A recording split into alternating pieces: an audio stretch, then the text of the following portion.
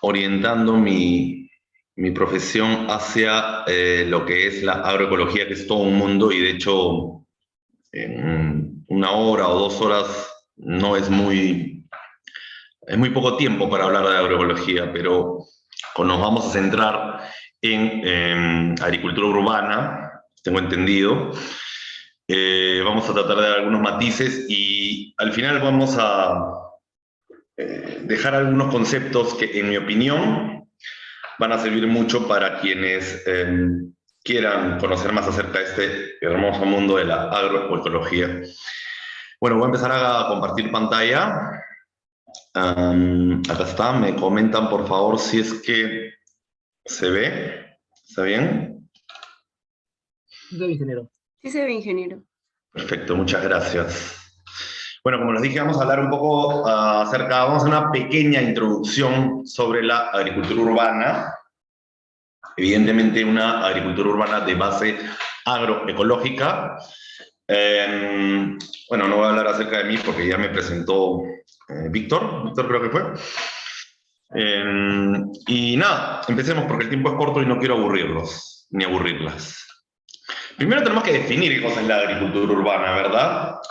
Y una definición muy sencilla propuesta por la FAO es aquella que se encarga de la producción de alimentos dentro y en los límites de las ciudades. No hay nada más que hablar al respecto, ¿verdad? Tradicionalmente se entiende la producción de alimentos en zonas rurales, ¿verdad? Sin embargo, nosotros como civilización nunca nos hemos desligado en realidad de la producción de alimentos en las ciudades. Tal vez cuando llega la revolución industrial a mediados del siglo XIX, un poco que se hace esa disociación de campo, entendido como la ruralidad ligada a la agricultura, ¿no? Y ciudad, entendida como todos esos procesos económicos, sociales, que trajo el advenimiento de lo que es la era industrial, la fábrica, por ponerlo así, ¿no? Sin embargo, nunca se llegó a disociar, ¿no? Es más, si ustedes se dan algunas vueltas por distritos como el mío, yo vivo en el distrito de Barranco desde hace muchísimos años, las casonas, incluso algunas casonas del centro de Lima también, las casonas solían tener en la parte trasera, lo que ellos le denominaban los ranchos, pequeños espacios donde se producían, bueno, con huertos, alguna crianza animal, ¿no? Luego ya las ciudades fueron creciendo, proliferaron los edificios, ¿no? Cada vez el metro cuadrado en una ciudad como Lima cada vez es más caro. En fin, pero eso también nos tendría que hacer pensar en que alejar de las ciudades las fuentes de alimento, no sé qué tan buena idea sea, ¿no? Pero yendo a la definición de la FAO, es esto, ¿no? Ahora van a encontrar muchas definiciones también, ¿no? La FAO en algunas publicaciones simplemente habla de la agricultura urbana como aquella que se practica dentro de la ciudad, ¿eh? Sea de forma colectiva, comunitaria, sea de forma individual, ¿no? En espacios públicos o en espacios privados, ¿verdad? Pero en otras publicaciones sí hace la diferenciación de aquella que se realiza dentro de las ciudades o en los límites de las ciudades. Y vamos a hablar un poquito de esto y según la visión que yo comparto, traída de la Plataforma de Agricultura Urbana en Lima, que es una institución que se crea en 2016 como una medida de desarrollo económico local, de inclusión y de mitigar un poco los efectos negativos que tiene la agricultura industrial o corporativa en lo que es el sistema alimentario destinado a producir alimentos, valga la redundancia, ¿no? Básicamente la agricultura urbana en Lima, bueno, se forma esta plataforma que representa a todos los actores que están metidos en el tema. Dicho sea de paso, la Universidad Agraria también forma parte de la asamblea de la Plataforma de Agricultura Urbana en Lima. Mi organización, Yo Cultivo, también forma parte de la Plataforma de Agricultura Urbana en Lima. Y nada, la definición que se trae o que se plantea desde la asamblea o de la plataforma de la agricultura urbana en Lima, la divide básicamente en dos, ¿no? Una es aquella, eso también es traído de la FAO, por si acaso, ¿ah? La agricultura intraurbana, ¿no? Aquella que se desarrolla dentro de las ciudades, ¿no? Podemos encontrar en Lima muchos ejemplos muy bonitos que vamos a ver un poco ahora. En Comas, en San Juan del Lurigancho, en Villa María en Triunfo, en Villa El Salvador, en el Callao, en Ventanilla, dicho sea de paso también el huerto, el programa de hortalizas de la Universidad Agraria, es considerado un huerto urbano dentro de la plataforma de agricultura urbana en Lima. Bueno, esta es una clasificación, ¿no? La agricultura intraurbana está dentro de las ciudades y tenemos la agricultura periurbana, aquella que se desarrolla en los límites de las ciudades. Básicamente acá se habla de esa agricultura que se desarrolla en el Valle del Río Lurín y en el Valle del Río Chillón.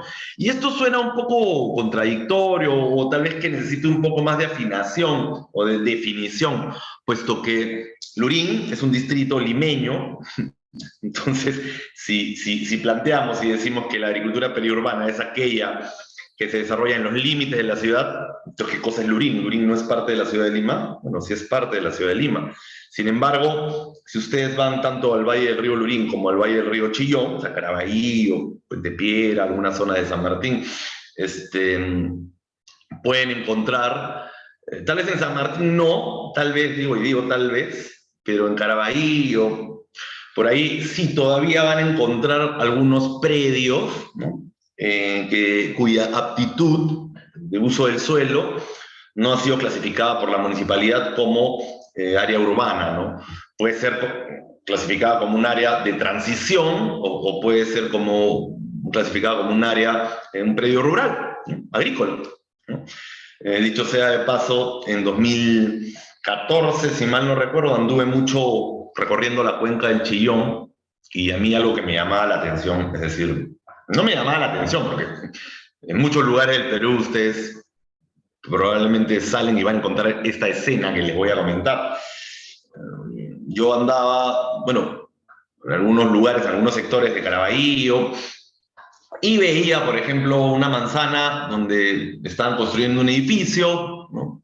Donde habían casas ya, material noble, ¿no? Y por ahí al costado uno se podía encontrar un pequeño establo con vaquitas, un poco más allá unos cerdos, ¿no? Es decir, había como una fusión, ¿no? Dentro de estos espacios, ¿no? Uno veía paisajes o elementos propios de ruralidad, ¿no? Un establo con vacas, atrás por ahí chala sembrada, ¿no? Cerdos, como digo, un pequeño gallinero y un edificio pues con su bodega, tal cual la podrían encontrar en un distrito como Breña, o como, es decir, ¿no? Urbano, ¿no? Entonces, quería hacer esa acotación porque si bien esta definición que vemos acá de agricultura periurbana, o sea, aquella que se asienta en los límites de la ciudad, y específicamente la plataforma de agricultura urbana señala al Valle del Río Lurín y el Valle del Río Chillón, no habla de un área geográfica definida, sino más bien dentro de esos distritos, ¿verdad? Podemos encontrar, ¿no? Como les dije, predios de clasificación agrícola o en transición, junto a predios o zonas más bien donde hay predios urbanos, ¿no? Aptos para construir, que la municipalidad ha zonificado ese espacio para construir, ¿no? Entonces, entendámoslo de esa forma, ¿está bien? Bueno, acá les quería enseñar esto. Por ejemplo, esto es una foto de 2017. Este es un ejemplo de agricultura intraurbana. Esto es una asociación que se llama Huertos en Línea, Villa María del Triunfo. Es muy bonito, yo les recomiendo que vayan. Se llega fácil en el tren, se bajan en la estación Pumacahua y ahí nomás a 2 o 3 cuadras puede llegar. Esta es la Asociación de Agricultores o Agricultoras, porque en su mayoría son mujeres, esto es muy importante resaltar, agricultoras urbanas. Este es uno de los ejemplos, es quizá la asociación de agricultoras urbanas más grande que tiene Lima, ¿no? Tiene más de 90 miembros, tiene varios sectores, cada sector tiene un manejo, digamos, independiente, pero todos esos sectores conforman parte de la misma asociación, ¿está bien? Y yo tomé esta vista, estas son 2 vistas del año 2017 que tuve la oportunidad de visitar ahí. Sin embargo, la semana antepasada he vuelto a ir porque estamos queriendo entablar o juntarlos, sumarlos a una iniciativa que promueve la organización que yo dirijo, que es la Red Peruana de Semillas. Bueno, fui a exponer, conversé con la dirigente, que es la señora Gregoria Flores, que esa mujer es bestia, esa mujer es increíble, me encanta. Y bueno, esto se puede ver ahí, ¿no? Y yo tomé esta vista precisamente porque se puede notar los cables de tensión media, de electricidad acá arriba, y allá al fondo no sé si se logra ver casitas, ¿no? Es decir, esto es ciudad.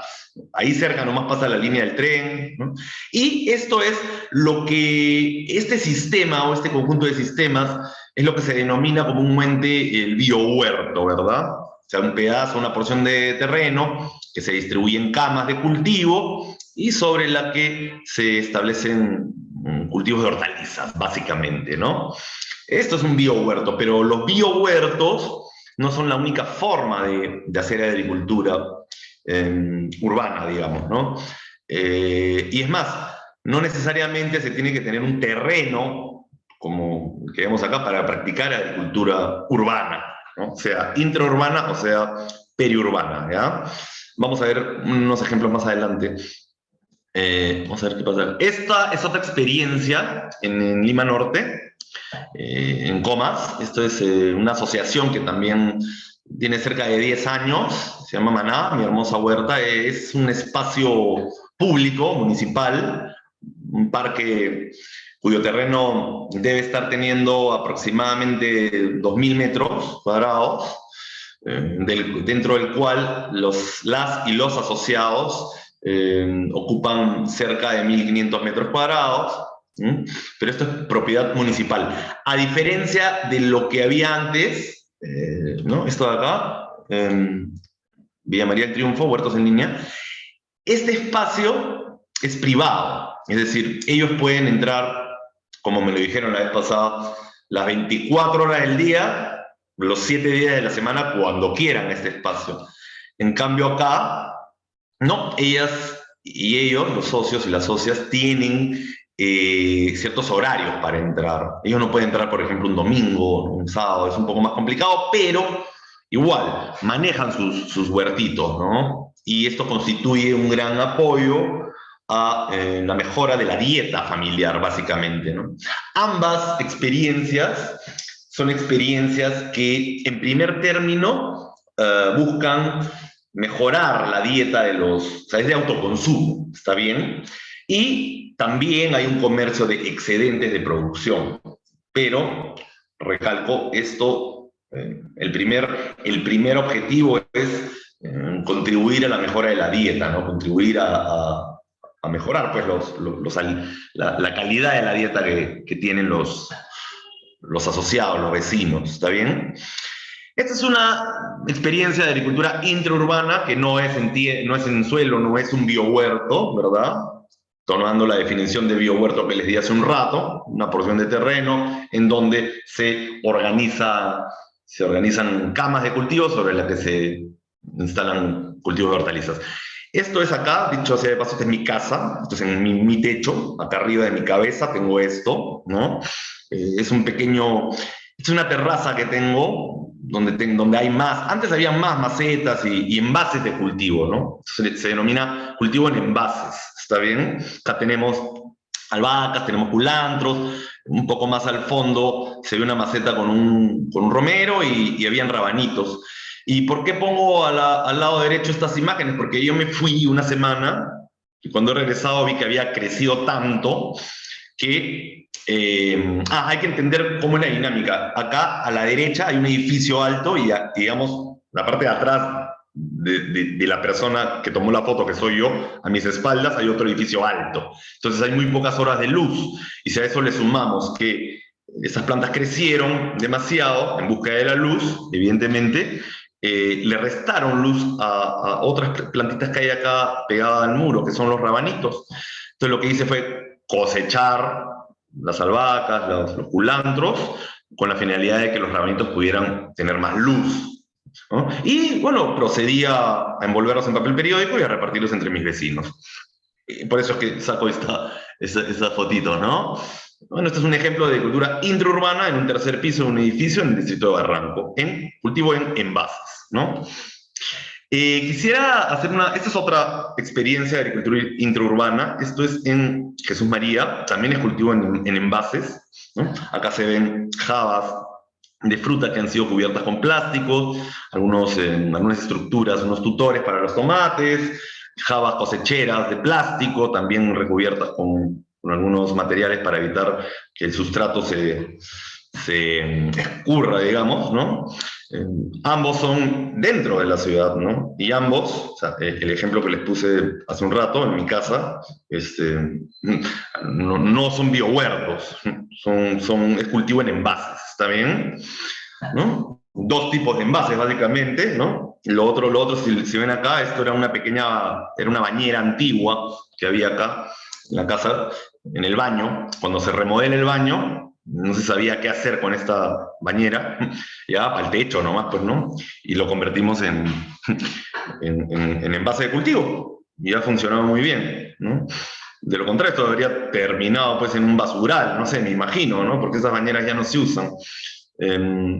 Se le dio un buen uso, ¿no? Lo que estoy tratando de decir es que para hacer agricultura no se necesita un pedazo de terreno, ¿no? Basta bastante ingenio y más adelante vamos a ver qué cosa. Usted ya lo debe saber porque todos somos molineros y son unos cracks. Pero es importante también recalcar y tal vez a veces, a pesar de que tengamos claros ciertos conceptos, es importante que nos lo digan, ¿no? Visualizarlos, ¿no? Y más adelante vamos a ver esos requisitos, ¿no? O sea, que se tienen que tomar en cuenta al momento de querer producir, al momento de querer practicar agricultura. ¿Está bien? Esto es el techo, como les dije, en Jesús María, de una oficina. Este es el MOSIC, el Movimiento Ciudadano contra el Cambio Climático, ¿no? Ellos tenían su pequeño huerto experimental, no sé si lo sigan teniendo. Este es un ejemplo bien bonito de agricultura periurbana tal y como la definimos hace un rato, ¿no? Este es unas imágenes de APEPCH, que es la Asociación de Productores Ecológicos del Valle del Río Chillón, ¿ya? Este señor, no sé si lo pueden reconocer, es un ingeniero que tiene su trayectoria también. Él es Luis Gomero, Lucho Gomero. Él es el presidente de el Consorcio Agroecológico Peruano, y tiene un fondo muy interesante donde hace mucha experimentación, experimenta mucho en lo que es producción agroecológica. Quiero hacer la diferenciación aquí de lo que es producción agroecológica de lo que es la producción orgánica. ¿Está bien? Rápidamente, ¿no? La producción orgánica es básicamente un negocio, ¿no? Y solamente puede llamarse producción orgánica aquella que recibe el sello orgánico dado por alguna de estas certificadoras que probablemente alguno de ustedes conoce o alguno de ustedes tiene relación o ha practicado o ha trabajado o piensa trabajar ahí, ¿no? No tiene que cumplir un periodo siguiendo ciertas normas, y luego viene esta certificadora, evalúa si se está cumpliendo y le otorga el sello orgánico. Pero la agricultura orgánica básicamente entra dentro del gran paquete que plantea la agricultura corporativa o agricultura industrial, que es básicamente mirar al agronegocio. La agroecología lo que busca es un cambio en los sistemas alimentarios y se centra en la alimentación de la gente, ¿ya? Parece que fuera lo mismo, pero no es lo mismo, ¿ya? Mantengan esa diferenciación entre lo que es el agronegocio, que busca un rédito económico, y lo otro, que es la agroecología, que busca la alimentación de la población. ¿Está bien? Bueno, el ingeniero Lucho Gomero, que también es molinero, en este momento es docente de la Universidad Científica del Sur. Como le digo, tiene su fondo Ecosan. Sería bueno también, si pueden, si viven por ahí, si tienen la oportunidad de ubicarlo, es una persona muy asequible que puedan visitar, ¿no? Visitar este espacio, que es un espacio hermoso. el Valle del Río Chillón hay experiencias muy interesantes. Esta es otra experiencia de agricultura periurbana, tal y como se definió al inicio, ¿no? Digamos, esa agricultura en los límites de la ciudad, pero no nos imaginemos, pues, que es un distrito o que es una zona fuera de Lima, porque está dentro de Lima, solo que a lo mejor la zonificación, el uso del suelo que ha definido la municipalidad todavía es con fines productivos, con fines agrícolas. Esta es la Asociación también de Productores Ecológicos de Lurín, se llama AREPA, y bueno, simplemente unas vistas generales, ¿no? Ustedes probablemente se han movido hacia el sur o si viven por ahí, estos paisajes les pueden parecer muy comunes, ¿no? ¿Qué más? Beneficios. Vamos a hablar de los beneficios de la agricultura urbana. Bueno, acá he hecho simplemente una selección de algunos beneficios, no es que sean todos, pero creo yo que son los más importantes o los que podríamos tener acá para discutir, ¿no? Culturales, para empezar, beneficios culturales porque promueve la conservación y la transmisión de saberes campesinos. Ustedes, como saben, cuando se dieron los procesos de migración del campo a la ciudad, que inició, se dio en oleadas, ¿verdad? En la década de los 40 tuvo un impacto muy fuerte, pero previamente también se habían dado migraciones, ¿no? Y no se han detenido, ¿no? Por momentos tal vez han disminuido, por momentos han incrementado, ni qué decir de las épocas en las que el Perú sufrió por la violencia subversiva, ¿no? También ocurrió o se dieron varios procesos de migración, ¿no? Estamos hablando de los 80, los 90, ¿no? Y esas poblaciones se movilizan con sus conocimientos, ¿verdad? Se asientan y si de pronto se da la oportunidad de que estas poblaciones empiezan a practicar agricultura, conservan esos conocimientos que tienen milenarios, ¿no? Que han sido transmitidos de generación en generación. Entonces, un beneficio de la agricultura urbana en esta materia es la conservación y la transmisión de esos saberes campesinos que de otro modo podrían perderse, ¿verdad? Entonces es un beneficio cultural. Otro beneficio, o un conjunto de beneficios, constituye los beneficios ambientales, debido a que la agricultura urbana, de base agroecológica, elimina el uso de agrotóxicos en la producción de alimentos, ¿está bien? Cuando hablamos de agrotóxicos no solamente nos estamos refiriendo a venenos, ¿no? No solamente nos referimos a plaguicidas, a herbicidas, sino también a fertilizantes sintéticos, ¿no? De síntesis de combustibles fósiles, ¿no? Ahora precisamente hay una gran preocupación desde el Ejecutivo y desde muchas personas porque se nos viene una hambruna brutal por esa alta dependencia de fertilizantes como la urea, que es altamente demandante en su proceso productivo de combustibles fósiles, ¿no? Y no producimos acá urea, sino que además se tiene que importar, ¿no? Entonces ahora, por ejemplo, ahora que nos estamos dando cuenta de lo peligroso que es depender de este tipo de agricultura, que depende de estos insumos, es que sería bueno ponernos a pensar, ¿por qué no pensar en migrar cuando hablamos de producción de alimentos de producción agrícola para alimentar a la población? ¿Por qué no promover prácticas agroecológicas, no? Entonces, en ese sentido, un beneficio de la agricultura urbana promueve o elimina el uso de agrotóxicos en la producción de alimentos y también reduce el gasto, esto es importante, reduce el gasto energético en el transporte, distribución y conservación de alimentos, ¿no? Es decir, considerando la zona de producción de, por ejemplo, un cultivo, un alimento que se consume mucho en el Perú y en el mundo, es el arroz, ¿no? Hace algún tiempo hice una charla también para el MOSIC y para otra institución, en donde hicimos un ejercicio de ver cuánto petróleo se quema solamente en el transporte de arroz, ¿no? Porque como ustedes sabrán, en Lima, yo estoy hablando desde Lima, donde se concentra la mayor cantidad de la población del Perú, estamos hablando de más de 11 millones de habitantes, donde se consume muchísimo arroz. Hicimos ese ejercicio, ¿no? De cuánto petróleo se quema solamente en el transporte, ¿no? Desde las regiones donde se produce, hablamos de algunas regiones de La Libertad, Piura, Tumbes, Lambayeque, algunas zonas de Amazonas, perdón, de San Martín, Arequipa, ¿no? Y tienen que desplazarse a Lima, ¿no? Hagan sus números y probablemente van a quedarse espantados de cuál es el gasto energético solamente en el transporte de ese arroz, ¿no? Es decir, cada vez que ustedes coman arroz, ahí se ha quemado un montón de petróleo, ¿no? Entonces, beneficio ambiental, ¿por qué? Porque reduce el gasto energético en el transporte, la distribución y conservación de alimentos, ¿no?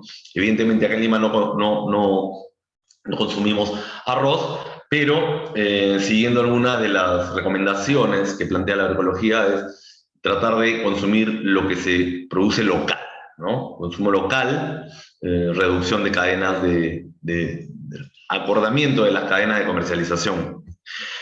Otro de los beneficios de la agricultura urbana, bueno, son beneficios económicos indudablemente, porque contribuye al desarrollo económico local, es decir, como vimos hace un rato con el caso de Villa María del Triunfo y de Comas, ¿no? Huertos en línea como Maná, Mi Hermosa Huerta, ellos producen para alimentarse mejor, pero los excedentes los comercian ahí localmente, ¿no? Entonces hay un desarrollo económico local, ¿no? Hay un ahorro para las familias menos favorecidas, ¿no? En el incremento de la calidad nutricional de sus alimentos, ¿verdad? Y además también ofrece una alternativa de empleo digno para estas poblaciones, ¿no? Claro, imagínense, personas que por ahí pueden quedar desplazadas, como algunos jubilados, jubiladas, tienen la oportunidad de trabajar ahí, ¿no? Y esto nos lleva al otro beneficio, que es el beneficio social, que lo que contribuye la agricultura urbana es a fortalecer el tejido social, se generan comunidades, ¿no? Y un espacio en donde viven personas que están en constante comunicación, sea para una u otra actividad, en este caso refiriéndonos al manejo de un huerto, fortalecen la comunicación entre las personas y eso nos puede ayudar a pensar que ante cualquier eventualidad, un mayor flujo de comunicación, conocer a tu vecino mejor, nos puede a nosotros estar más preparados para combatir esas eventualidades, esas situaciones adversas que se pueden producir en todo momento, ¿no? Y otro de los factores sociales que también contribuye la agroecología urbana es, bueno, incluye a los grupos humanos muchas veces en abandono, como son los adultos mayores y los jóvenes en condiciones socialmente vulnerables, ¿no? Que de otra manera podrían ser presa de lacras como la delincuencia y otras lacras sociales que existen, ¿no? Es muy interesante ver este ejercicio. Hace algunos años, me acuerdo, anduve leyendo un artículo en algunos municipios de Colombia, cómo el desarrollo de huertos urbanos comunitarios había contribuido enormemente a reducir las tasas de delincuencia común, ¿no? ¿Se dan cuenta? Qué interesante. Hay una correlación directa.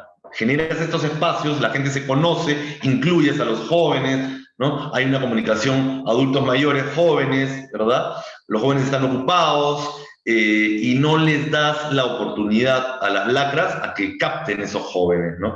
Evidentemente, no todos van a entrar, pero si brindas una posibilidad, algunos se sumarán, ¿no? Y eso se ha demostrado en Colombia. Interesantísima esa experiencia. Y creo yo que acá, si se promueve, si desde los municipios se empieza a promover este tipo de actividades, en mi opinión, podría también repetirse el mismo caso que les acabo de relatar en Colombia, puesto que somos países muy similares, con historias muy similares y con problemáticas muy similares también, ¿no?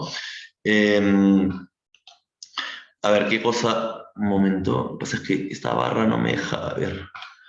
Requerimientos, ya, acá, requerimientos mínimos para el cultivo de hortalizas. Esto va a parecer hasta absurdo y lo va a pasar rápido, ¿ya? Pero, bueno, requerimientos mínimos, un momentito, ¿qué está pasando por acá? Me deja ver. espacio, evidentemente tenemos que tener un espacio, ¿no? Si no tenemos un espacio no se puede producir. Y esto nos lleva a pensar en que tenemos que tener o bien suelo, si ustedes ya han llevado sus cursos de afología, ya podrán entender lo que es el suelo, ¿no? Las distintas definiciones de suelo que hay, ¿no? O, si no tiene suelo cultivable, se construye, se imita, se simula a través de la implementación o de la preparación de sustratos, ¿verdad? El agua, evidentemente, sin agua no hay la posibilidad de que exista vida, ¿no? La luz, evidentemente, si no hay luz no hay fotosíntesis, por ende no hay producción vegetal, ¿no? La temperatura, importantísima, gracias a que nosotros estamos en una situación geográfica privilegiada, digamos, podemos producir en Lima casi todo el año. ¿No? Casi todo el año. No tenemos esos saltos bruscos de temperaturas como se puede dar en países que están en latitudes muy al norte o en latitudes muy al sur, ¿verdad? Acá, básicamente, claro, llega el invierno, nos abrigamos un poquito más, pero no pasa nada, es decir, no tenemos que estar encerrados o encerradas como sucede en otros lugares, y si no tienes calefacción en casa, sonaste, ¿no? Te puedes morir. Acá no. Acá, igual en verano ya te desvistes un poco, ¿no? A veces sí, febrero, marzo, hace calor, sudas, pero no pues es en esos lugares como por ejemplo en Argentina, en este verano, lugares donde han llegado a temperaturas bordeando los 50 grados, ¿no? Eso es brutal, ¿ah? Brutal. Y evidentemente el trabajo, ¿no? Nosotros podemos tener todos estos elementos, pero si no hay fuerza de trabajo, no se hace nada, ¿no? Y cuando todo esto se interactúa, podemos hablar de que podemos tener un huerto urbano, ¿no? Esos son los requerimientos mínimos, y como se los digo, ustedes ya lo saben, ¿no? Simplemente una relación de cositas que no hay que dejar es decir, perder el punto de vista, porque a veces se menciona todo, pero se olvidan del trabajo, y el trabajo es importantísimo, ¿no? No es decir, solo estos elementos no van a interactuar, ¿no? Alguien tiene que hacerlo, ¿no? ¿Está bien? Acabamos de entrar a algo muy interesante, puesto que estamos hablando de agricultura urbana. Como habíamos dicho hace un rato, la agricultura urbana es básicamente de base agroecológica. Es necesario entender qué cosa es la agroecología, porque hay muchas definiciones de agroecología, y si aquí tenemos en ese grupo agrónomos que ya han llevado su curso de agroecología, pienso yo que la agroecología, como la enseña la universidad, es un poco, le falta un poco, ¿ya?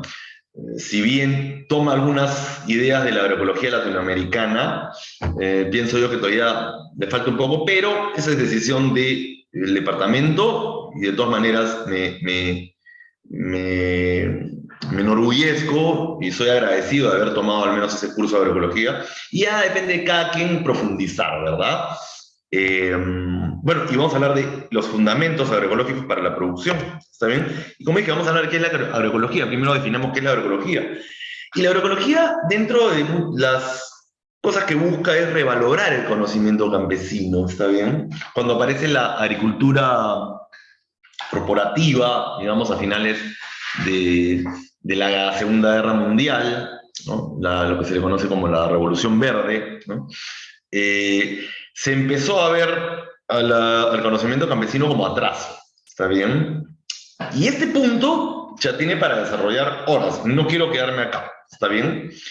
La agroecología se dio cuenta que ese conocimiento campesino es básicamente el que ha permitido que las civilizaciones existan hasta el día de hoy, ¿no? Estamos hablando de una agricultura, de una transmisión de conocimiento de generación en generación, que tiene más de 9.000 años, 10.000 años, ¿no? Es decir, sin agricultura, sin ese tipo de agricultura, el conocimiento tradicional campesino, no hubiésemos podido llegar hasta donde estamos hoy. Y eso lo tenemos que tener bien claro. Es decir, la agricultura no se inventa con la Revolución Verde, ¿está bien? Y ese conocimiento es específico para cada lugar, para cada cultura. Entonces la agroecología busca revalorar ese conocimiento campesino, y para eso se vale de las ciencias tradicionales que las universidades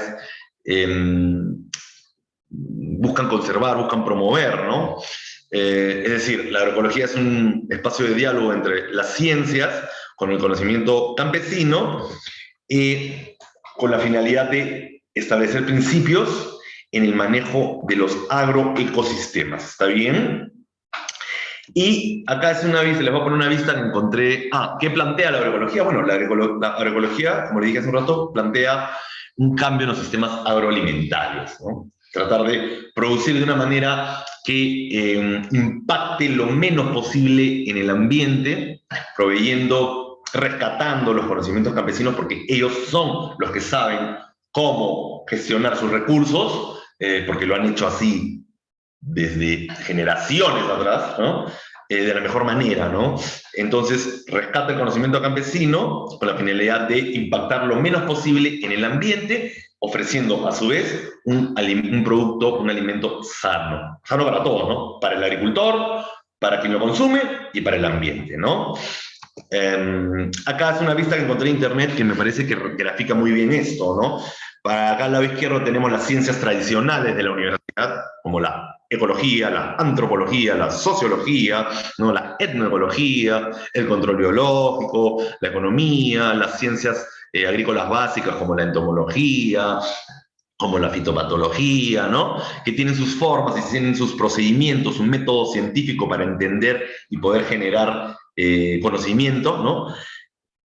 Entran en un diálogo de saberes, lo que se conoce acá a la derecha, ¿no? Con los conocimientos tradicionales de los agricultores, los campesinos, y esa interacción reunida en la agroecología es la que nos permite formular principios, ojo, principios, con las que vamos a desarrollar formas tecnológicas específicas por cada sitio de producción. Cada sitio de producción, cada ambiente, cada agroecosistema o cada ecosistema tiene sus particularidades y no se pueden aplicar recetas de cocina porque los ecosistemas son muy variados, muy diversos y tenemos que entender cómo funciona ese ecosistema para poder aplicar esos principios que rigen el sistema, ¿está bien? ¿Y cómo se valida? A través de la investigación participativa en los campos de los agricultores, ¿está bien? Esto es básicamente lo que plantea la agroecología, ¿está bien? Podríamos definirlo, ¿no? Entonces, y como les he puesto acá abajo, ¿no? La agroecología se basa en principios, ¿no? En principios, que si se aplican a cualquier ecosistema, podemos desarrollar formas tecnológicas específicas para ese ecosistema. No podemos aplicar esas recetas o esos famosos paquetes tecnológicos que nos venden las grandes corporaciones, ¿no? Ustedes van a ver, probablemente si ya están trabajando, ya lo han visto, o se han practicado, ya lo han visto, viene alguna firma internacional conocidísima, y les vende pues su semilla, ¿no? Y le dice, a los 45 días después de la siembra se aplica esto, ¿no? A los 30 días después se aplica esto. O sea, ya te venden una receta. O sea, para ellos no importa dónde estás, para ellos no importa, ¿no? ¿Se dan cuenta? Ya, la agroecología se ha dado cuenta que eso falla. Y la demostración de que falla es que después vienen los problemas, ¿no? Vienen lo que se denomina, en mi opinión, mal, las plagas, se denominan mal, y después podemos hablar un poco más de eso, ¿no? La plaga no es un concepto biológico, no es un concepto entomológico siquiera, es un concepto netamente económico, ¿no? La plaga es cualquier especie que nos produce un daño económico, ¿está bien? Entonces, si hablamos de agroecología, no hablemos de plagas, hablemos de equilibrios rotos que permiten la proliferación de alguna especie sobre otra, ¿no? La clave es entender en qué punto se ha roto ese equilibrio para corregirlo. Eso es lo que plantea la agroecología. Y como ustedes ya me han escuchado ahorita, esos equilibrios dependen específicamente del sistema que se desarrolla en ese sitio. No podemos repetir, como plantea la agricultura industrial, ese paquete tecnológico, esa receta, ¿no? Si no, van a venir problemas, pues. Y como a estas empresas lo que les importa es vender productos, mejor si se rompen los equilibrios, ¿no?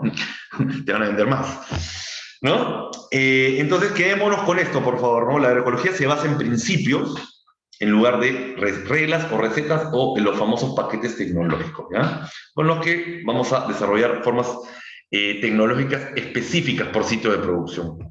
¿Está bien? Un momentito, quiero ver qué pasa. Quiero tratar de avanzar porque ahora vamos a hablar acerca de esos principios que se aplican a cualquier sistema, cualquier ecosistema.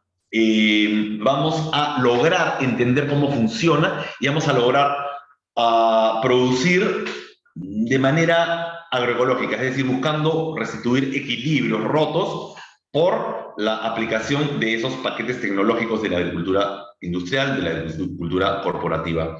Quiero hacer una acotación. Si hay algo en esta charla que estoy dando que me interesa o que les recomiendo se acuerden, es esta parte. Esto es lo más importante, porque sea que produzcas en un techo como yo tengo arriba, en mi cabeza, o en un terreno agrícola, ¿no? Los principios son los mismos, ¿ya? Los principios son los mismos. Entonces, si hay algo importantísimo, es esto de acá. Y esto de acá no es que yo me los he inventado, ¿no? Como les dije hace un rato, la agroecología tiene muchas formas de interpretación y nosotros estamos en Latinoamérica. Personalmente, yo me he formado con lo que dice la SOCLA, que es la Sociedad Científica Latinoamericana de Agroecología. Allá abajo está su web. Les recomiendo que entren porque tiene un área de recursos vastísima, muy amplia. Dicho sea de paso, uno de los referentes de la agroecología latinoamericana es Miguel Altieri, que también es profesor del doctorado en agricultura sustentable en la Universidad Agraria, le enseña agroecología avanzada, ¿no? Me le enseña en un montón de lugares, ¿no? Ahí hay muchísimos artículos de él, les recomiendo que si pueden, denles una leída, descárguenselos, es gratuito, ¿no? Y habla de estos principios agroecológicos, ¿no? Incluso, no sé si todavía seguirá así, pero cuando yo estudiaba en la universidad y tomamos el curso de agroecología, nos decían que el libro base era un libro de Altieri, ¿no? Que si mal no recuerdo se llama Agroecología. No sé si seguirá así. Bueno, este señor, Altieri, ha desarrollado mucho, ha investigado bastante, es uno de los pioneros, es una de las primeras personas que empezó a hablar de agroecología. Y les recomiendo que entren, ¿no? Les recomiendo que entren a esta web de la SOCLA, ¿no? Y repito, estos principios que son 7, ¿no? Es lo más importante de esta charla y por eso, con el perdón de Luz y de los chicos que han invitado, he decidido omitir la última parte de esta charla que iba dirigida a hablar de conceptos básicos de plantas, suelos, aguas, sustratos. Es que eso lo van a ver a profundidad más adelante, entonces no quería perder el tiempo en eso que lo van a desarrollar, como digo, a profundidad más adelante, sino más bien esto de acá es lo más importante. Les estoy dando también la fuente donde pueden obtener, o sea, no me crean a mí, busquen esa información. Hay investigación, mucha investigación hecha y de verdad, yo les recomiendo que, ¿ya? Y no voy a seguir hablando porque quiero hablar de los principios agroecológicos que promueve la Sociedad Científica Latinoamericana de Agroecología, o la SOCLA. ¿Está bien? El primer principio es acá, ¿no? Recuerden esto, la primera parte, que dice mejorar el reciclaje de biomasa, ¿no? Mejorar el reciclaje de biomasa. Es el primer principio, ¿no? ¿Para qué? Para optimizar la descomposición de la materia orgánica y el ciclo o ciclaje de nutrientes a través del tiempo.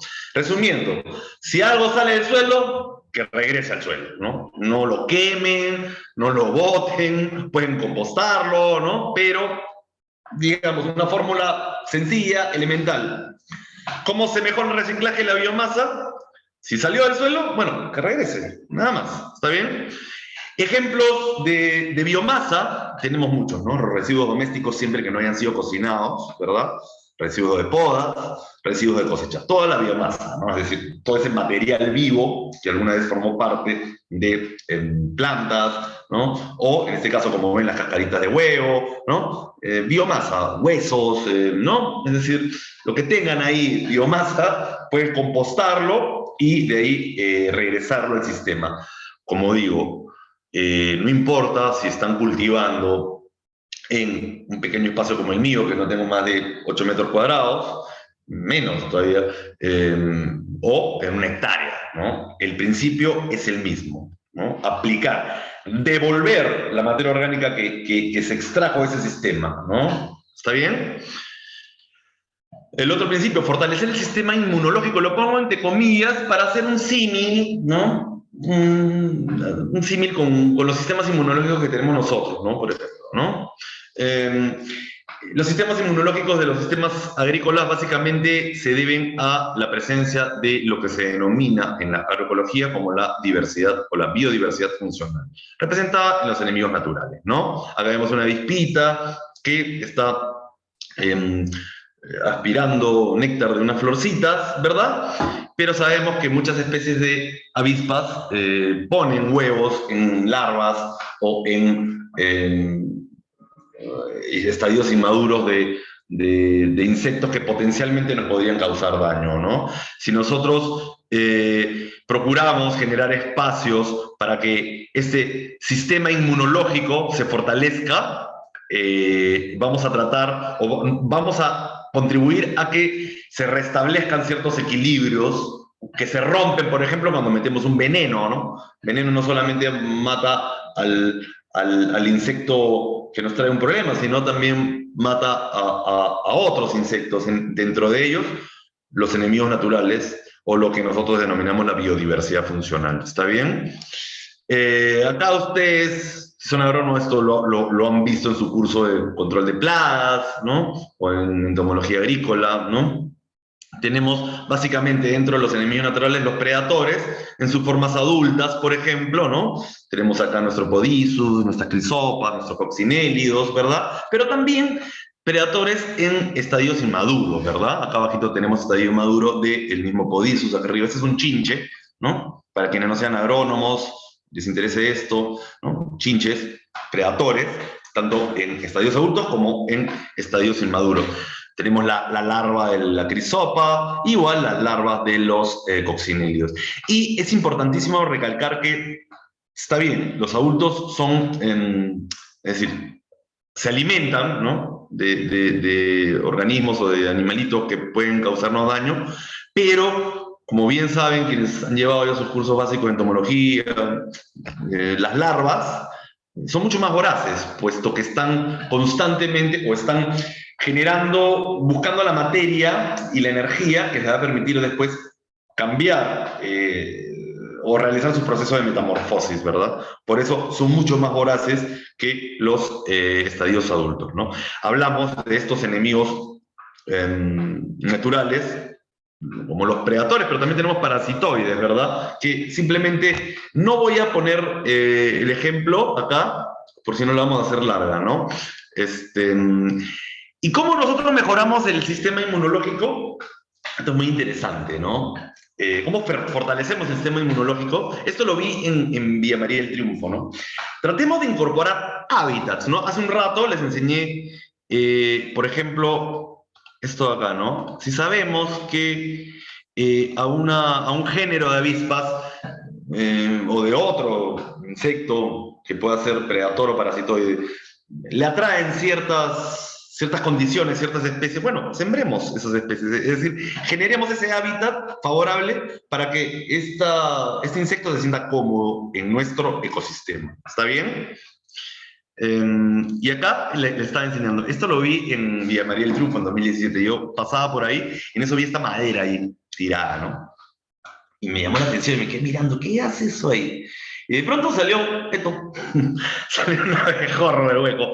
Claro, esto no es un controlador, ¿no? Es un polinizador por excelencia. Pero quería enseñarles el ejemplo, ¿no? Yo veía la madera y decía, ¿qué hace esta madera acá? Y que simplemente los agricultores, los asociados, se dieron cuenta que si ponían este palo, favorecían a que se quedara este abejorro. Es decir, habían incorporado un hábitat para que se sienta cómodo nuestro abejorro y nos ayude a polinizar, ¿no? Entonces, hace un rato que les enseñé esas plantas floreadas que atraía avispas, también puede darse de otras maneras, ¿no? Estamos mejorando el hábitat, es como que tú llegas a un lugar y carambas, te ponen una cama cómoda, ¿no? Te ponen tu frigobar, si te gusta tu chelita, ¿no? O sea, te sientes bien, te sientes querido, te quedas, pues, ¿no? En cambio, si te tiran al piso un trapo para que duerman, te vas, pues, ¿no? Más o menos esa es la idea, ¿no? Eso está en nuestras manos. Y de esta manera se cumple el principio 2, es decir, se fortalece el sistema inmunológico, ¿no? Incorporando estos hábitos. Eso está en nuestras manos, ¿no? Principio 3. Esto es importante, importantísimo. La adición permanente de materia orgánica al suelo es importantísimo porque ustedes, como sabrán, la materia orgánica cumple muchas funciones en los ecosistemas, ¿no? Suelo o sustrato, ojo, ¿ah? Suelo o sustrato. Cada vez que vean suelo acá, interprétenlo como sustrato cuando hablamos de agricultura en envases, ¿ya? Entonces, adicionar constantemente materia orgánica nos va a ayudar a mejorar condiciones físicas, químicas, biológicas, para que las plantas se establezcan de una mejor manera, ¿no? Nos ayuda a mejorar la capacidad de intercambio catiónico, por ejemplo, la materia orgánica, ¿no? Que es, al final de cuentas, mejorar la fertilidad de los suelos o sustratos, ¿no? Y por otro lado, también se incrementa la actividad biológica, la actividad microbiológica y también de artrópodos que viven en el suelo, ¿no? O no artrópodos, también de otras especies animales como las lombrices, que son buenísimas y ya sabemos que si tenemos lombrices en nuestro suelo o en nuestro sustrato, somos unos bendecidos, ¿no? Entonces, ¿qué formas de materia orgánica que ya la saben, ¿no? El estiércol puede ser una, ¿no? El estiércol también nos ayuda a generar compost, bioles, mulch también. El mulch es importante, y hablo el mulch de origen orgánico, ¿no? Los restos de cosechas. El mulch tiene, si bien se aplica sobre los suelos para otra función, también nos ayuda porque el mulch se va a descomponer y esa descomposición de esa materia orgánica al final va a formar parte del sistema suelo. ¿Está bien? ¿Ok? Entonces, acordémonos, el principio 3 es una permanente adición de la materia orgánica al suelo, ¿ya? Constantemente, en cualquiera de sus formas, ¿está bien? El principio 4 nos habla, llegamos a hablar del mulch un poco más, de minimizar las pérdidas de energía, de agua, de nutrientes, ¿verdad? Y a través del mejoramiento y la conservación y regeneración de los recursos suelo, agua y biodiversidad. Acá vamos a traducir esto de una manera más fácil, ¿no?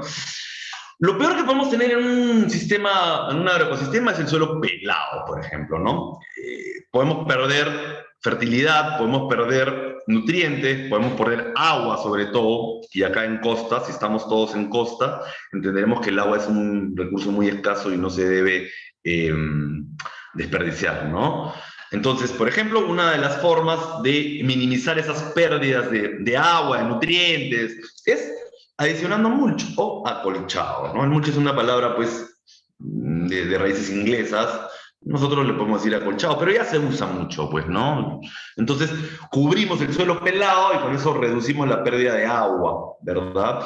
La pérdida, tanto por evaporación como por viento, ojo, ¿ah? El viento también nos ayuda o erosiona las capas superficiales del suelo, que tienden a ser las capas más ricas en nutrientes, ¿no? Tienden a ser, digo, ¿no? Tienden. Entonces, agregando tu acolchado, tu mulch, reduces esa pérdida de energía, de agua, de nutrientes. ¿Está bien? Otra forma de minimizar esas pérdidas y de incrementar la biodiversidad agrícola es a través del cultivo de cobertura, ¿no? O sea, puedes adicionar ese mulch, pero también, como podemos ver acá, ven los surcos, han sembrado poáceas con la finalidad de mantener el suelo cubierto con algo y y que se reduzca la evaporación, ¿no? Y además la presencia de estas especies incrementan, pues, esa biodiversidad, ¿no?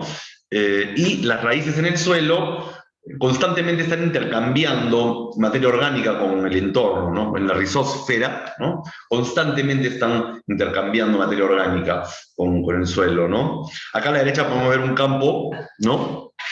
Esto me parece que es un manzano, o bueno, es una pomoidea, donde también tienen una cobertura amplísima de esto que puede ser tranquilamente una alfalfa, puede ser un trébol, ¿no? Y nos ayuda, pues, a generar también interacciones en el sistema suelo, a la vez que nos ayuda a nos reduce o evita la evaporación, ¿está bien? Igual acá abajo son dos vistas similares, ¿no? Son cultivos de cobertura. Como su nombre nos dice, nos ayuda a cubrir el suelo con la finalidad de cumplir este principio agroecológico de minimizar las pérdidas de energía, agua y nutrientes, ¿no? ¿Qué ejemplos de cultivo de cobertura tenemos? Por ejemplo, la alfalfa, como le dije hace un rato, otras fabáceas también como los tréboles, trigo, cebada, hierbas espontáneas o arbences. Mal llamadas malas hierbas o hierbas malas también, así como les dije que el concepto plaga no es un concepto biológico, sino más bien es un concepto económico. La maleza tampoco es un concepto biológico. La maleza es un concepto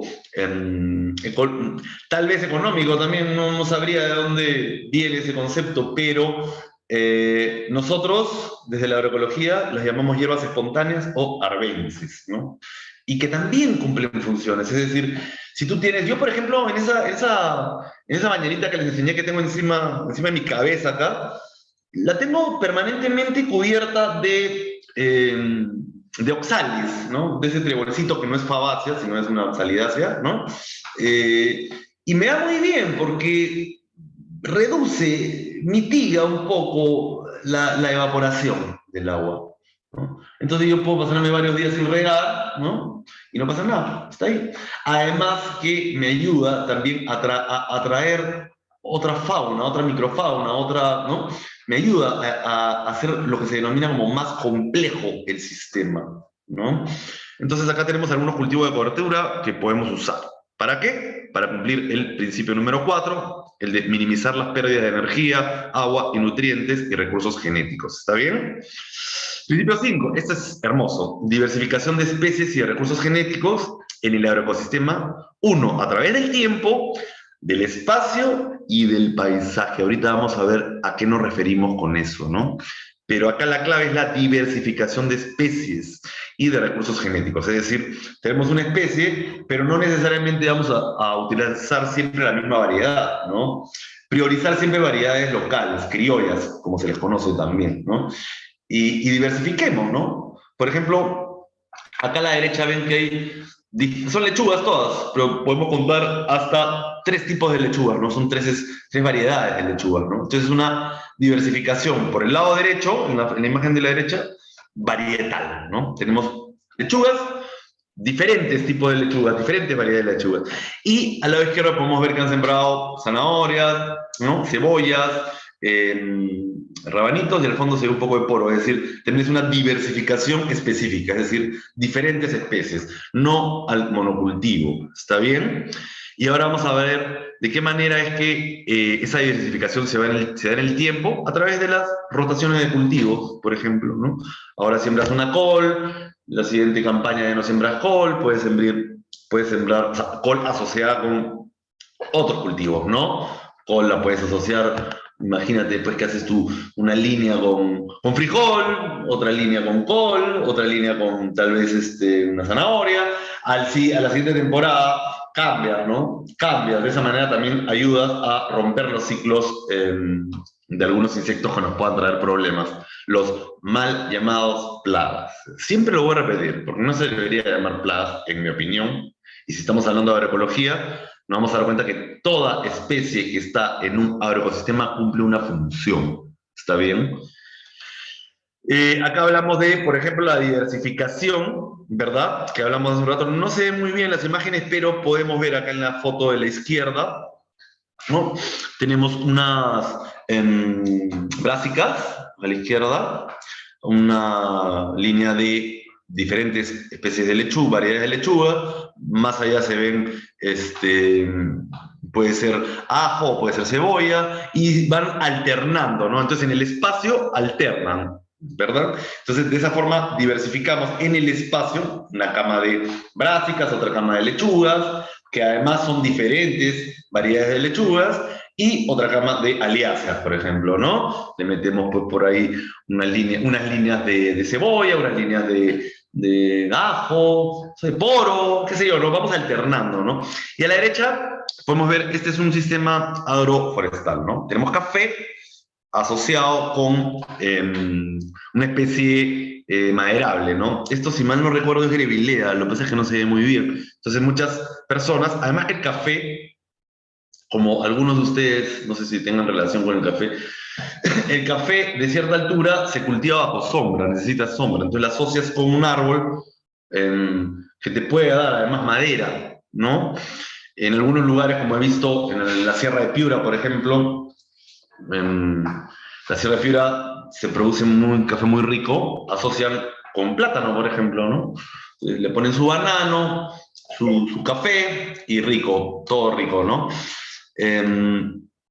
Y diversificación en el tiempo. Esta imagen la encontré buscando, no sé cómo me sugirió, pero en el tiempo, por ejemplo, ya, si tú vas a tener tu pequeño huertito, ¿no?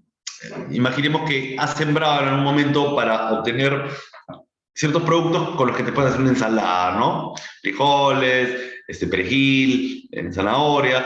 Cuando sacas eso, ya cambias, ¿no? En la siguiente campaña, rompes los ciclos biológicos, ¿no? Le metes un brócoli, un hinojo. El hinojo también se come, ¿no? ¿Han visto los tallos, o sea, no solamente sirve para infusiones, sino también se comen, ¿no? Y así vas en el tiempo variando, rotando de cultivos, ¿no? Entonces la diversificación no solamente viene en el espacio, es decir, de aplicar ciertas zonas para ciertos tipos de cultivos, ¿no? O sea, en un mismo espacio, digamos, una cama de coles, en otra cama de lechugas, otra cama de acelgas, qué sé yo, ¿no? También se hace la diversificación en el tiempo, ¿no? Se varía, vas variando, vas rotando. Y también en el espacio estamos hablando de siempre tratar de incrementar la mayor cantidad de variedades y de especies. Por eso se habla que el principio 5, que es muy importante, habla de la diversificación de especies, ¿no? Y de recursos genéticos, ¿está bien? Ustedes piensen en esto como cuando ven un ecosistema natural, un bosque, ¿no? Ustedes ven que por metro cuadrado van a encontrar un montón de especies, ¿no? Desde herbáceas, arbustivas, ¿no? Arbóreas, y no solamente vegetales, también animales, ¿no? Van a encontrar un montón. O sea, hay una altísima diversidad en los ecosistemas naturales, ¿está bien? Entonces, principio 5, diversificación de especies, ¿está bien? Principio 6, esto es interesantísimo y también nos remite a las interacciones o cómo es que los ecosistemas naturales llegan a equilibrios, ¿está bien? ¿Por qué? Porque son ecosistemas mega diversos o no necesariamente mega diversos. Los ecosistemas naturales tienen alguna diversidad cuya interacción, es decir, las interacciones entre las especies contribuyen a que se brinden ciertos servicios ecosistémicos, ciertos servicios ecológicos, ¿no? Entonces, el principio 6, que habla de aumentar las interacciones biológicas, está muy ligado al anterior, ¿no? Y muy ligado a los principios anteriores también, ¿no? Muy ligado a la diversificación, muy ligado al aporte de materia orgánica, ¿está bien? Porque todos esos componentes van a entrar en constante interacción y esta interacción entre esta gran diversidad de especies nos va a llevar a, como dije hace un rato, a proveer de ciertos servicios ecológicos. ¿Cómo qué? Como lo que vamos a ver acá, ¿no? Las redes tróficas grafican de alguna manera esto, ¿no? Tenemos algún nivel de descomponedores, ¿no? Básicamente podemos tener algunos artrópodos, algunos gusanos, ¿no? que van a descomponer hongos, por ejemplo, materia orgánica descompuesta, ¿no? Después tenemos otro nivel de interacciones con los consumidores primarios, que son básicamente los herbívoros, ¿no? Y si vamos subiendo en esas jerarquías, vamos a llegar hasta los consumidores secundarios, ¿no? Los omnívoros o los carnívoros, que interactúan, es decir, se alimentan y conforman esta red trófica o estas redes tróficas que son muy propias de los agroecosistemas o de los ecosistemas naturales, ¿no? Mientras más diversifiquemos la cantidad de especies, sea animales, vegetales, hongos, vamos aquí a lograr que haya más interacciones y, por ejemplo, ¿no? Tenemos tal vez algunas especies de artrópodos que nos ayudan a degradar la materia orgánica, o alguna biota, microbiota, que nos ayuda a hacer disponibles los nutrientes para que luego las plantas las puedan absorber. Es decir, ahí hay servicios ecosistémicos, ¿no? Son servicios ecológicos. Estas interacciones nos ayudan a activar esos servicios ecosistémicos. Entonces, recordemos que el principio 6 habla de aumentar esas interacciones biológicas. ¿Y cómo las aumentamos? A través de la diversificación, pues, de la diversificación agrícola, la diversificación no solo agrícola, sino también microbiológica, aportando materia orgánica, ¿no? Resumiendo, a mayor diversidad vamos a tener más interacciones, lo que nos va a conducir a tener un agroecosistema de mayor resiliencia, ¿no? Creo que sí entienden el concepto de resiliencia. Si no, lo resumimos como que la resiliencia es aquella capacidad que tiene un sistema para encontrar nuevamente su equilibrio luego de haber sufrido una perturbación, ¿no? Entonces, si tenemos mayor diversidad, incrementamos estas interacciones que nos brindan servicios ecosistémicos y hacen que tengamos un agroecosistema con mayor resiliencia. ¿Está bien? Como son los ecosistemas naturales, ¿verdad? Ustedes jamás van a encontrar que de pronto, por ejemplo, pensemos en el bosque húmedo, nuboso, no sé, un bosque así mega diverso de la selva. Jamás van a encontrar que de pronto una noticia que surge, una plaga, entre comillas, plaga, ¿no? Que está destruyendo el bosque. Eso surge solamente cuando se rompen los equilibrios. Y los equilibrios se rompen, lamentablemente, cuando el hombre mete la manazo, cuando el ser humano mete la manazo y rompe los equilibrios, ¿no? Se tala los bosques, qué sé yo, ahí es que se rompen los equilibrios que ocasionan que ciertas especies predominen, las poblaciones de ciertas especies predominen y, bueno, con la ruptura de esos equilibrios se pierde la resiliencia, es decir, la capacidad que tiene ese sistema, ese ecosistema, de volver a sus equilibrios luego de una perturbación. ¿Está bien? Y el principio 7 y el último, y con esto ya acabamos, es potenciar las conexiones socioculturales. Es decir, mientras más se hable, mientras más se converse, mientras más interacciones haya entre los grupos humanos, va a ser mejor. Ayuda a preservar los conocimientos tradicionales, ayuda a mantener esa suerte de comunidades, ¿no? ¿Cómo se puede hacer esto? Mediante, bueno, conversemos acerca de cómo has manejado tu espacio, cómo has manejado tu ecosistema, ¿no? Desde lo local, lo territorial, ¿no? Promover lo que son los diálogos campesino-campesina. Hay una metodología que probablemente algunos y algunas de ustedes ya conoce, que se da o se ha dado, se empezó a desarrollar en los 80 en el África, luego se trasladó a Latinoamérica con mucho éxito, que es la metodología campesino-campesino, ¿no? Es decir, ¿qué mejor que un campesino que maneja tus códigos te pueda enseñar a ti cómo ha solucionado alguna situación desfavorable, ¿no? Esa metodología se ha aplicado mucho, con mucho éxito. Y es lo contrario a lo que plantea la extensión agrícola clásica, vertical, ¿no? Es decir, viene el ingeniero o el instituto de investigación y dice, tú tienes que hacer esto porque así se hace. No, es decir, busquemos juntos el conocimiento, sistematicemos, organicemos ese conocimiento, experimentemos y de esas experiencias compartámoslas. ¿Cómo? De campesino a campesino, ¿no? A través de conversatorios familiares, en comunidades locales, etc. Y les pongo esta imagen porque yo cultivo, la asociación que yo dirijo, ha formado la Red Peruana de Semillas con la finalidad de precisamente no solo compartir semillas, nosotros compartimos semillas, sino también compartir mucho conocimiento, ¿no? Somos una red de semilleristas a nivel nacional, y dicho sea de paso, si hay alguien interesado o interesada, están más que invitadas. Y la idea es que cada vez más personas se sumen, porque mientras más personas se suman, favorecemos el principio 7 agroecológico, potenciamos las conexiones socioculturales.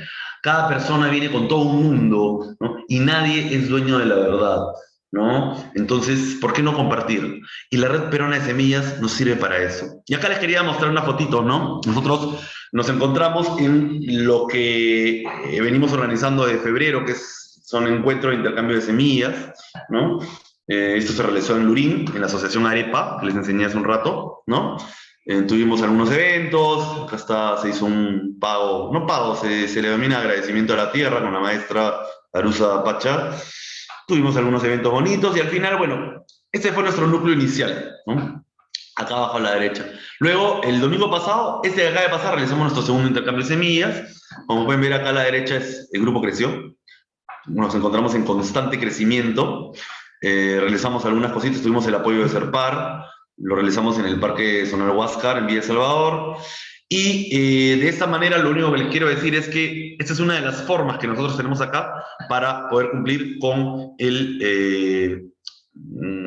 como les dije, el principio 7 de la agroecología. Generamos las conexiones socioculturales. Y hoy en día, con las TIC, ¿no? O sea, las tecnologías de la información y la comunicación, es mucho más fácil poder, por lo menos en ámbitos urbanos, lograr esto, ¿no? Conectarnos más, ¿no? Entonces aprovechemos las herramientas que tenemos acá para poder lograr que ese conocimiento se comparta, trascienda lo físico, ¿no? Y bueno, llegué al final, aquí está mi correo si alguien lo quiere apuntar, estas son las redes, les invitamos a seguir porque se comparte mucho conocimiento en las redes que tenemos y como dije, están más que invitados, invitadas a formar parte de la red peruana de semillas si les interesa. Bueno, muchísimas gracias, yo con esto he terminado. Si desean consultar algo, comentar algo, soy todo oídos. Muchas gracias, ingeniero, por la charla. Nada. Ingeniero, si alguno de ustedes deseen a una preguntita, aprovechen sus minutitos para poder hacerla. En este caso, vamos a dar a finalizar la sesión. Pueden Ingeniero, escribir, en el chat pueden prender su micrófono. hay una pregunta por parte de Catherine que dice, ¿cómo lograr cultivar en azoteas sin que la humedad penetre en paredes o pisos?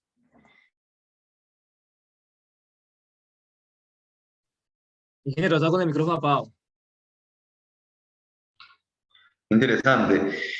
Ahí eso ya es un problema en realidad que ya escapa un poco de lo que es la agroecología, pero utilizando un poco lo que tenemos, es decir, puedes aislar tu suelo, tu piso, ¿no? Existen en el mercado geotextiles, geomembranas, ¿no? E incluso existen lo que se conoce como, yo no soy un especialista en esto, pero alguna vez escuché, ¿no? Ciertos productos que se agregan en los techos, ¿no? Para evitar que la humedad penetre. Eso lo puedes consultar bastante con alguien que está metido en construcción civil, ¿no? Ellos creo que tienen la mejor respuesta. No sé si te logré responder.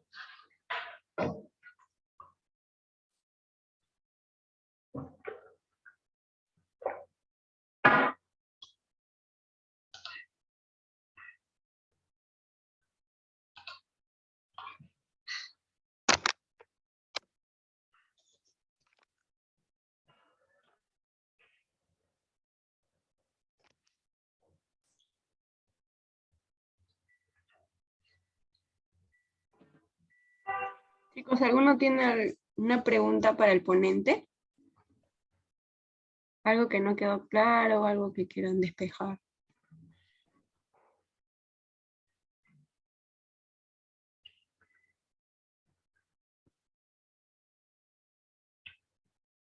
Vamos, chicos, no sean tímidos. Pueden escribirlo por el chat o levantando su manito.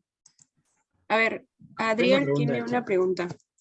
Dice, ¿los principios agroecológicos también se cumplen en los cultivos verticales y en este caso también en los cultivos hidropónicos? Acá voy a hacer una acotación, ¿ya? En los cultivos verticales, si te estás refiriendo a esa jardinería que últimamente en los últimos años se ha puesto de moda, en principio, si tú diseñas ese sistema tratando de cumplir los principios agroecológicos, vas a intentar o vas a tal vez encontrar un equilibrio, ¿no? Es decir, creo que tu planteamiento está al revés, ¿no? No es que si se cumplen en esos sistemas. ¿Ven? Estos principios los tienes que tomar en cuenta para diseñar el sistema, ¿está bien? ¿Me dejo entender? O sea, ¿cómo? Si tienes un espacio en donde te va a facilitar adicionar materia orgánica, si tienes un espacio en donde te va a facilitar generar interacciones biológicas, si tienes un espacio que te va a facilitar, ¿no? Pensar que esos principios son la guía para diseñar el sistema, ¿ya? Y por el otro lado, la hidroponía no es una... La hidroponía es la máxima artificialización de un ecosistema, ¿no? La hidroponía, en principio, no se le considera dentro del mundo de la agroecología como una forma viable, porque la agroecología en todo momento, si algo se han podido percatar, recurre mucho al suelo, ¿no? El suelo es, digamos, la base de todo, ¿no? Y el suelo es la base de la vida, al final de cuentas, ¿no? Es decir, esto hablando en sentido figurado, ¿no? Es decir, el suelo es lo más importante que hay en producción, ¿no? Entonces, la hidroponía, al prescindir de suelo, es un contrasentido en términos agroecológicos, ¿me dejo entender?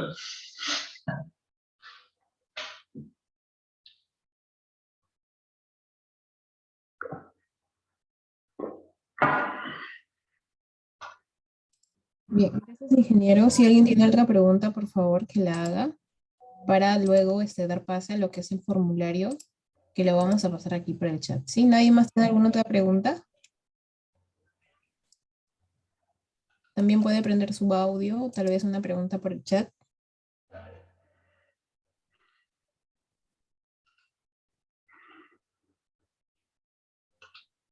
No, ya, ok. Entonces en estos momentos vamos a pasar el formulario, que es una pequeña retroalimentación.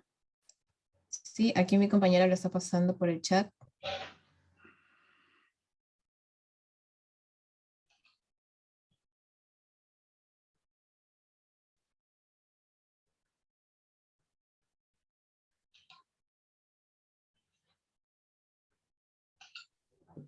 Eso sería todo, ponente. Eso todo sería, ingeniero.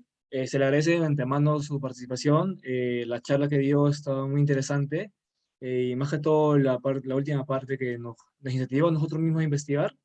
Y se le agradece mucho por parte de los secretarios de sostenibilidad, ingeniero. Muchas gracias. Gracias a ustedes, muchachos. Nada, estamos conversando pronto, ¿ya? Les voy a pasar, si desean, por el chat la ponencia, el PDF, si lo desean guardar, si desean compartirlo con los demás muchachos. Yo les recomiendo que puedan entrar a lo que es la SOCLA. Ahí hay muchísimo, la Sociedad Científica Latinoamericana de Agroecología. Un momentito, ¿ya? Voy a pasarles para que puedan, pues, tener las referencias, ¿no? Porque esto es todo un mundo, muchachos. A ver, a ver. Está llegando como sostenibilidad molinera, ¿ya? Así que, o sea, lo puse ahí para poder identificarlo, pero ustedes ya, pues, si desean, lo guardan, le cambian el nombre, ¿está bien? Entonces, conmigo será hasta otra oportunidad. Ya tienen mis datos. Muy buenas tardes y buen fin de semana, muchachos. Hasta Buena luego. semana, ingeniero. Hasta luego, cuídese. Igualmente. Ya, chicos, para los que se quedan todavía, como se habló en el principio, este taller tiene un certificado, el cual se valora primero, mediante todo el aprendizaje de cada ponencia. Los que deseen certificado deben de llenar el cuestionario y más adelante, ya para la última sesión, se estará cobrando un precio para los alumnos y para el público general en sí, para poder adquirir el certificado.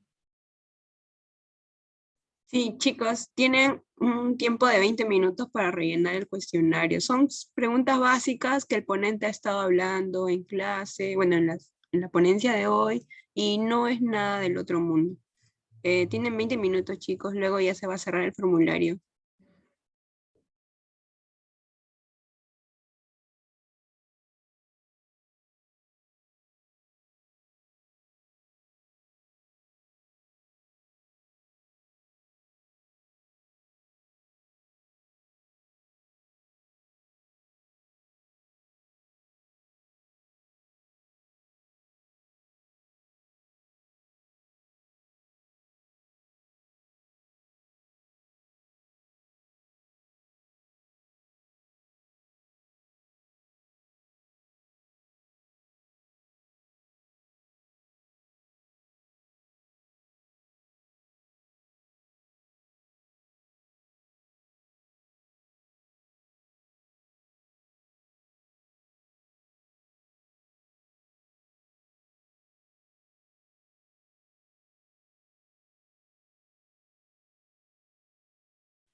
Chicos, lo que tienen alguna duda pueden hacer igual, ante todo, sobre la ponencia y demás ponencias. Cualquier consulta pueden hacerla, aprovechen el tiempo.